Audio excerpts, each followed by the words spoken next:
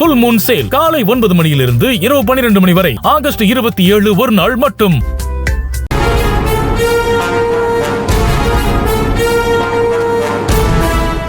தம்பி, நீங்க 2 நாள் வீட்டை விட்டு ஒதுங்கி இருக்க சொன்னீங்க. நானும் உங்க பேச்சை கேட்டு பேசாம இருந்துட்டேன். 2 நாளா நீங்க என்ன பண்ணிருக்கீங்க? சார், நான் எல்லாத்தையும் ஓரளவுக்கு செட் பண்ணிட்டு தான் உங்களை மீட் பண்ணவே வந்திருக்கேன் சார். சரி சார், அதை நான் அப்புறமா சொல்கிறேன். இப்போ நம்ம வீட்டுக்கு போகிறப்ப அந்த ஜனனியோ இல்லை மற்றவங்களோ உங்ககிட்ட எது வேணாலும் சொல்லி குழப்புறதுக்கு சான்ஸ் இருக்கு சார். எனக்கு எதிராக என்ன பண்ணிடுவாவ? எங்கேயோ போய் ஊரை சுற்றிட்டு வந்து வீட்டில் வந்து உட்காந்துருக்கா. சோத்த பரிபாரன்னு நக்கலா பேசிக்கிட்டு இருக்கா. இப்போ ஒரு உண்மை வேலை செய்ய போதுங்கிறா. சார், நானும் அதுதான் சார் சொல்கிறேன். இப்போ உங்களை குழப்பிட்டா பார்த்தீங்களா?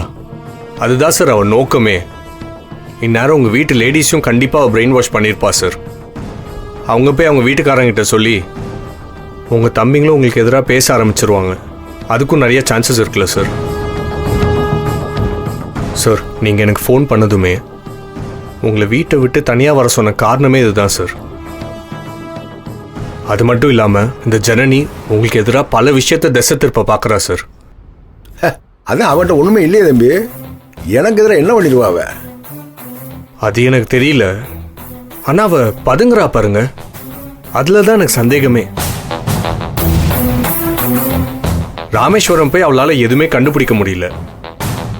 அதில் 100% நான் உறுதியாக இருக்கேன் சார். அதான் அந்த வீடியோ அனுப்புனீங்களே தம்பி, மறுபடியும் அங்கே போய் நோண்டிக்கிட்டு இருக்கக்கூடாதுல்ல? இல்லை சார், இனிமே அவளால் எதையுமே கண்டுபிடிக்க முடியாது. எப்படி சொல்றீங்க தம்பி? திரும்ப அந்த கண்ணதாசன் ஃபோனை போட்டு உளறிட்டா என்ன பண்ணுவீங்க?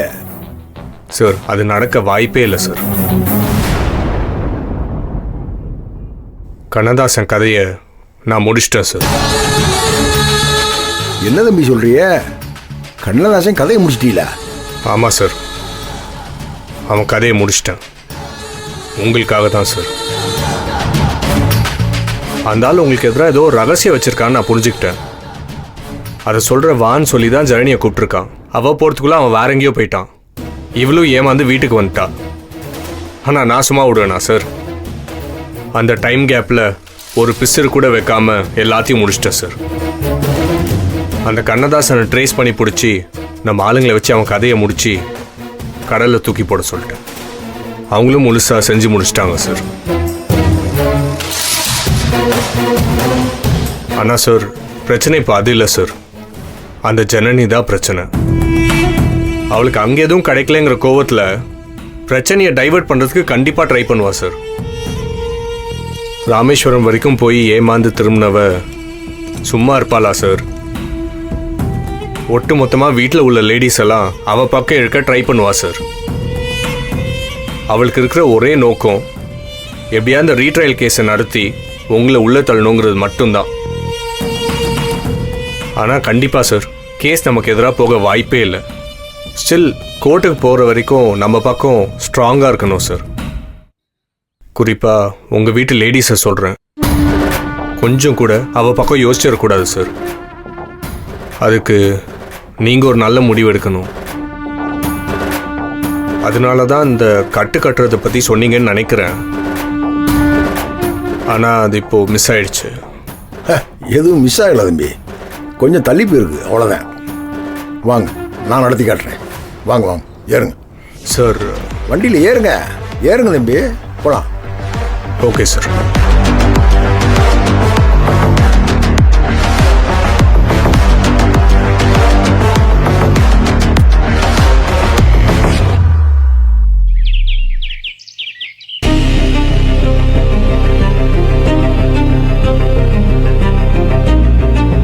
அவள் வருவாளா, அவள் வருவாளா, என் உடைந்து போன நெஞ்சை ஒட்ட வைக்க அவள் வருவாளா, என் பள்ளமான உள்ளம் வெள்ளமாக அவள் வருவாளா, கண்ணோடு நான்